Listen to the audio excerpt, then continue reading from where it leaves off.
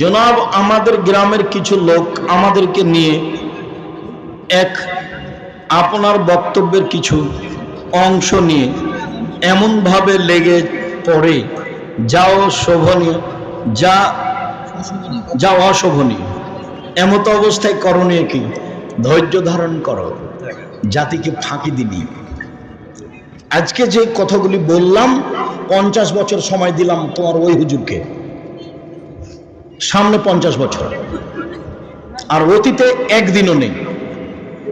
ও তো আর বাপও করবে না, ও তো ব্যবসায়ী।